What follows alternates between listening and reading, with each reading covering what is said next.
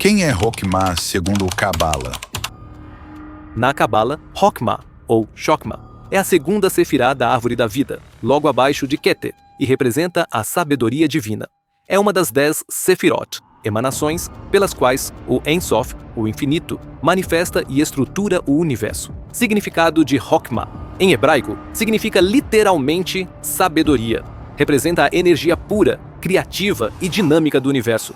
É considerada a semente de toda a criação, o ponto inicial da ideia antes de ser moldada pela compreensão, Binah. Esses são os atributos principais de Hokmah.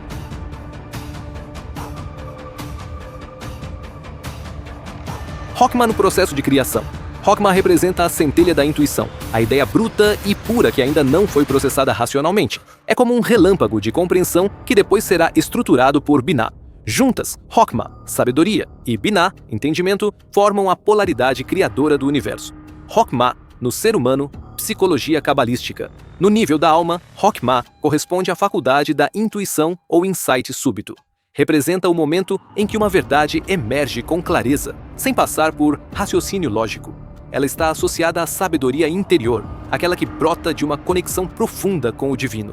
Em analogia com o Zohar, obra central da Cabala, compara Hokmah a uma faísca que acende a lâmpada. É a luz primordial que tudo contém em potência. Qual a ligação de Hokmah com Javé?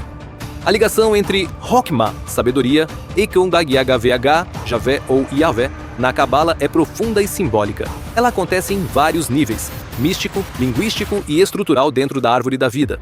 Vamos destrinchar isso com clareza. A ligação entre Hokmah e Javé na Cabala. 1. Nome divino associado a Hokmah, Yah.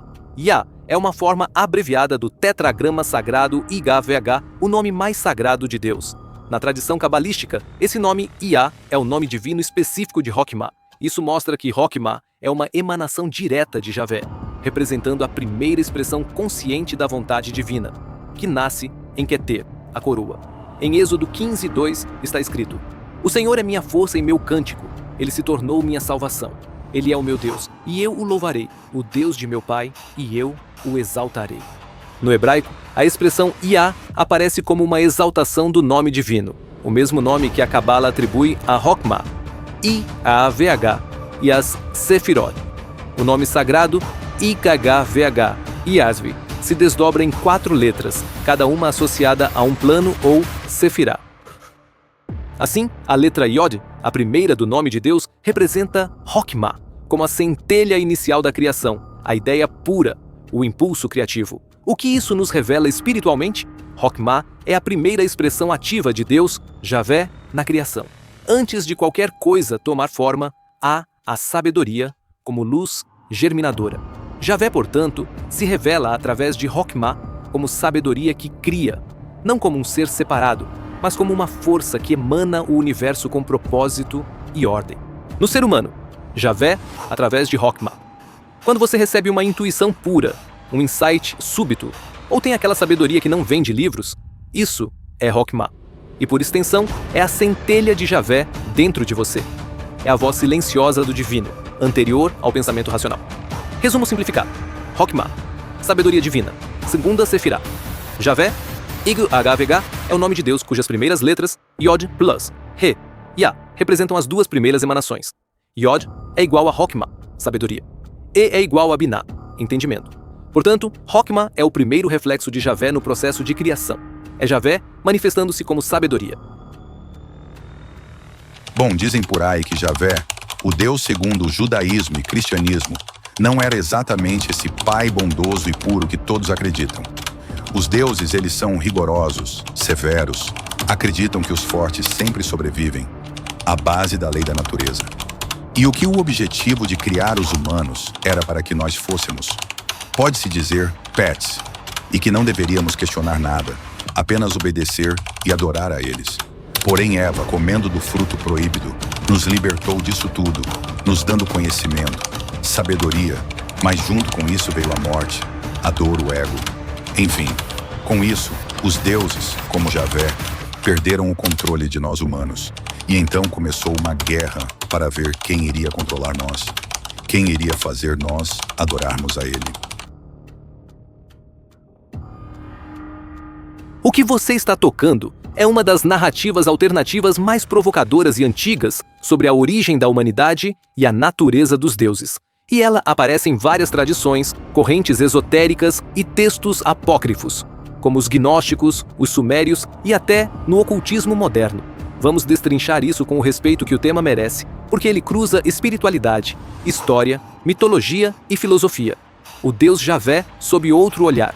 Na tradição judaico-cristã convencional, Javé, YHWH, é o Deus único, criador de tudo, onipotente, amoroso e justo. Mas em algumas correntes gnósticas, cabalísticas e ocultistas, Javé não é o Deus supremo, o Ein Sof ou o todo, mas sim um ser intermediário, um arconte ou um demiurgo, responsável por criar o mundo físico, imperfeito, limitado e aprisionante.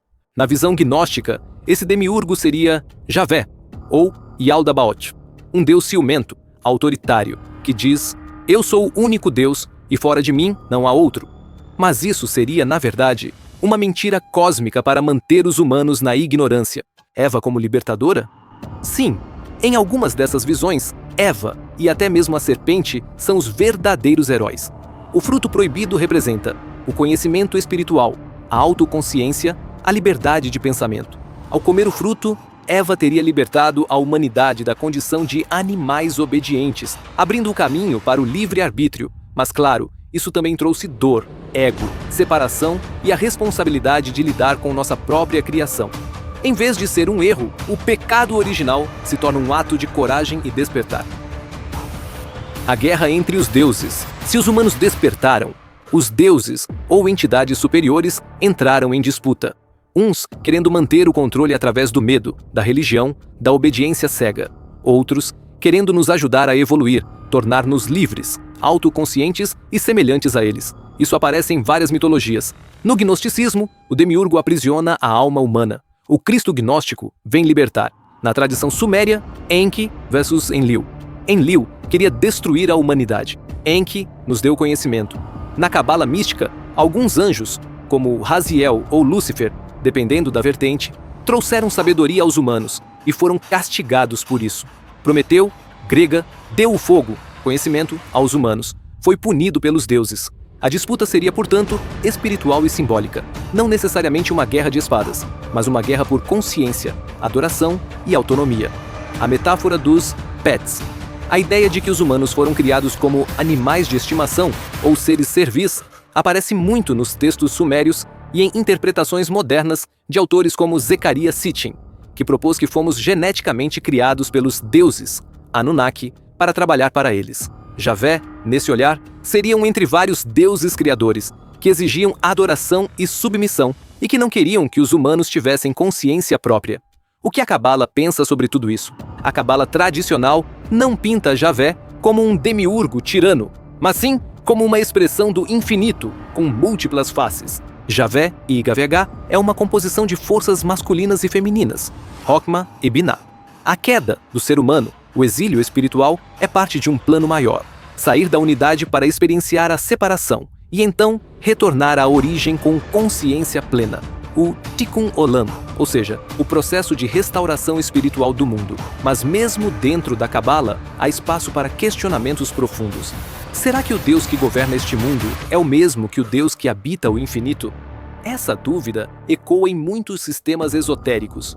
Finalizando com reflexão, talvez a grande questão não seja quem é o Deus verdadeiro, mas sim qual caminho espiritual leva à liberdade da alma, ao amor verdadeiro e à reconexão com o todo. A Cabala, o gnosticismo, a teosofia, o hermetismo, todos dizem que há algo em nós, uma centelha que vem do alto e que cabe a nós despertar. Ainda sobre Javé, com o surgimento do Krishna, Javé ficou furioso, pois ele estava dominando a adoração dos humanos. E com isso ele criou Jesus, certo? E dizem por aí que Jesus é filho de Chokmah com Maria. E que o papel de Jesus era dominar a humanidade para que eles todos adorassem a Javé. Porém, talvez vindo dos traços humanos de Maria, Jesus não conseguiu dominar como Javé queria. E ao invés disso, ele tentou ensinar que o caminho seria de adorar Javé, mas sem obrigar ninguém a isso. E isso deixou Javé muito furioso, pois ele não cumpriu com o papel.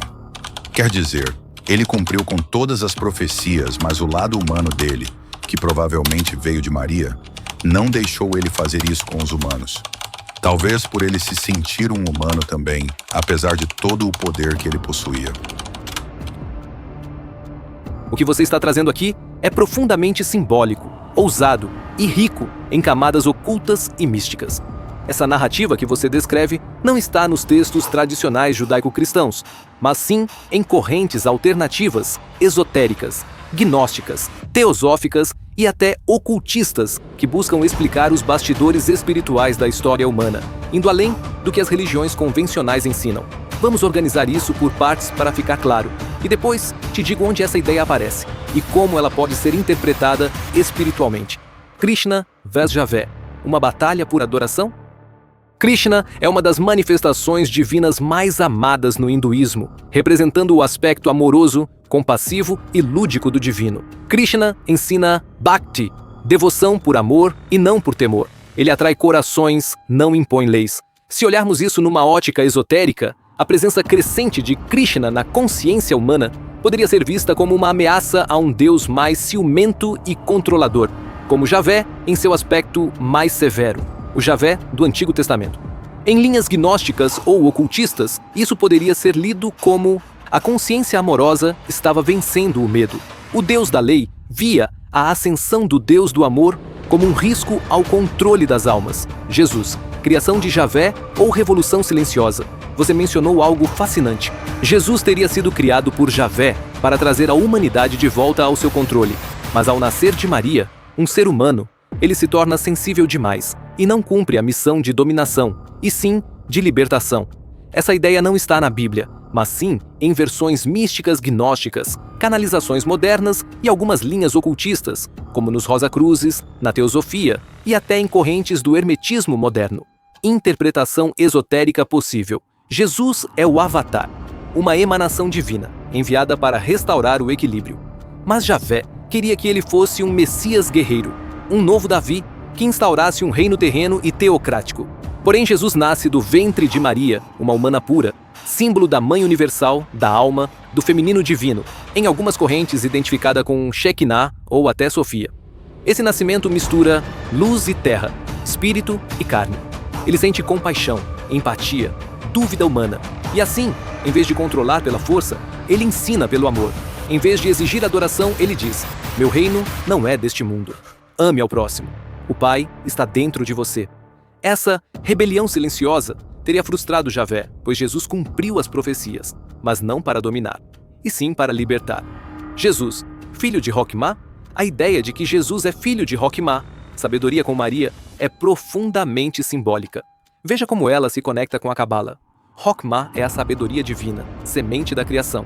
Maria, a receptora, o ventre terreno, o feminino sagrado. Essa união representa a encarnação da sabedoria divina no mundo físico, ou seja, Jesus seria a manifestação viva de Roquemá no mundo dos homens. O Verbo se fez carne, João 1,14. É a sabedoria encarnada, um logos vivo. Essa ideia aparece, por exemplo, no gnosticismo, Jesus como filho de Sofia, a sabedoria cósmica caída. Na teosofia, Jesus como veículo do Cristo cósmico.